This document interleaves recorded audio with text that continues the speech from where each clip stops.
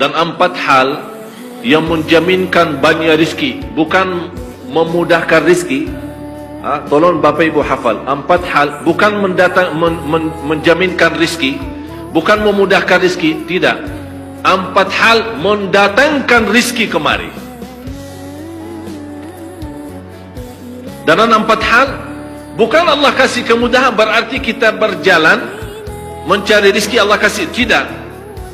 Bukan dikasih kemudahan, tapi di mana saja kita ada, posisi kita di mana saja, Allah datangkan rizki kepada kita.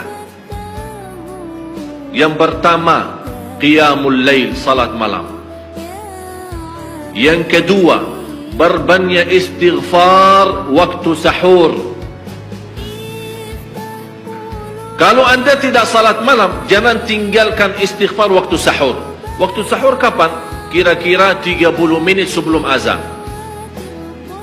Disitulah Allah sendiri memuji.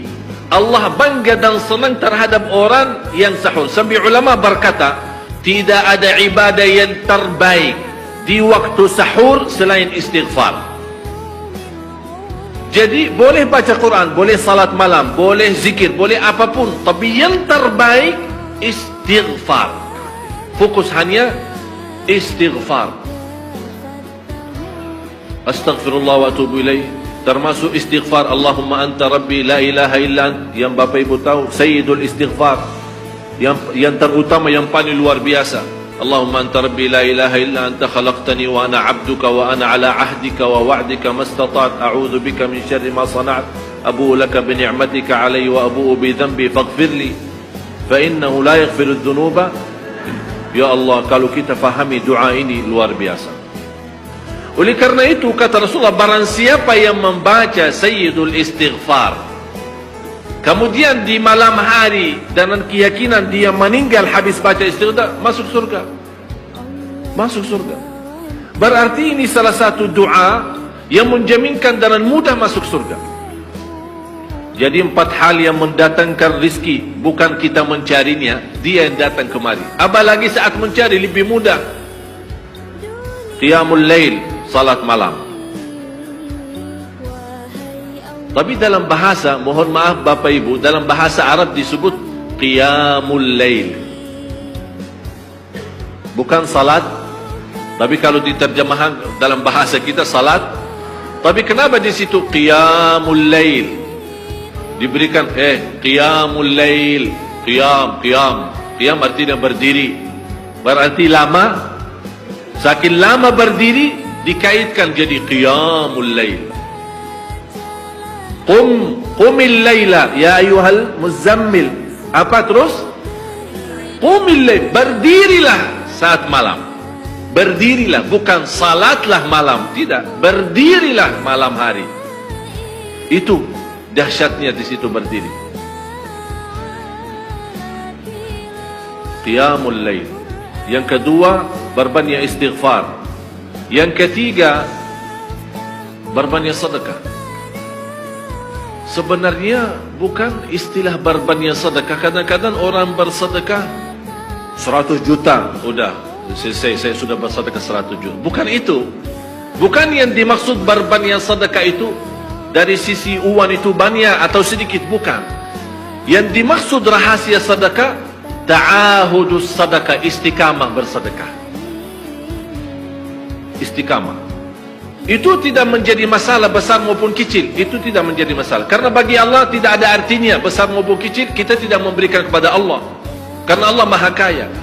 Tapi rahasia sedekah itu kita terus menerus sedekah. Siang, pagi, malam, siang, pagi, malam, pagi, besok, terus minggu depan. Tidak pernah berhenti. Setiap ada kesempatan selalu kita membawa sedekah. Itu namanya ta'ahudus sedekah. Ta'ahud kalau dalam bahasa sebuah janjian. Seolah-olah kita ada kontrak kerjasama antara diri dan apa? Dengan sedekah. Itu kata ta'ahud, ahad, berjanjian. Saya berjanji. Seolah-olah ada berjanjian antara kita dalam sedekah.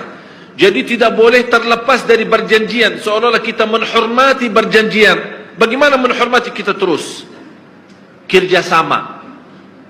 Kita beri, Allah ganti berkah sedekah. Kita beri lagi, Allah ganti masih terus. Kita beri, masih Allah terus ganti. Itulah dahsyatnya sedekah.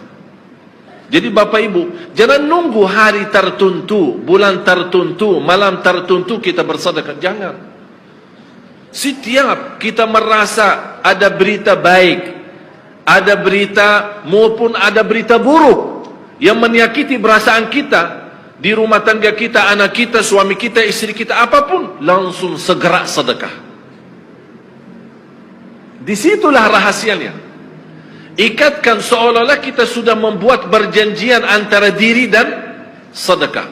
Dalam segala hal, hal senang maupun hal tidak, hal bahagia maupun hal sedih, hal bangga maupun hal lagi menghadapi kesusahan, kesulitan, selalu sehat dan sakit. Terus yang keempat, zikir, berzikir pagi hari dan sore hari. Berzikir pagi hari dan sore hari. Ini 4 hal Bapak Ibu. Berdiri malam hari, itu yang namanya tahajud, banjani atau lamanya berdiri. Berbanyak istighfar waktu sahur. Yang ketiga, berbanyak sedekah. Sudah Bapak Ibu mengerti? Jadi istilah berbanyak sedekah bukan artinya harus banyak dari jumlah hitungannya, tidak. Yang keempat adalah berzikir di pagi hari maupun petang hari. Amman huwa qanitun ana al-laili sajidan wa qa'ima. Sajidan wa qa'ima. Jadi Bapak Ibu, saat kita berdiri lama, walaupun baca satu ayat, diulangi berkali-kali, walaupun baca surah pendek, tapi diulangi berkali-kali, tidak menjadi masalah. Bapak Ibu hanya hafal qulhu. Qulhu dibaca 3 kali, pahalanya seperti baca Al-Quran 30 juz. Ada seorang salih mengajak kawannya, sudah mendekati subuh, ayo bangun salat malam dan baca sepertiga Al-Quran. Langsung orang itu menjawab, bagaimana saya baca, sebentar lagi mau azan. Bacalah qul huwallahu ahad. Salat malam dan qul huwallahu ahad. Jadi Bapak Ibu, yang saya harap, jangan susah fikir, ya Allah saya mau baca apaan. Tak usah susah fikir. Baca dan nikmati, yang penting nikmati bacaan. Walaupun qul huwallahu ahad setiap hari. Kalau kita bosan baca, Allah tidak akan bosan mendengar. Malah Allah paling senang mendengar bisikan bacaan dan bisikan doa kita malam hari. Allah paling senang mendengar bisikan doa munajat kita malam hari.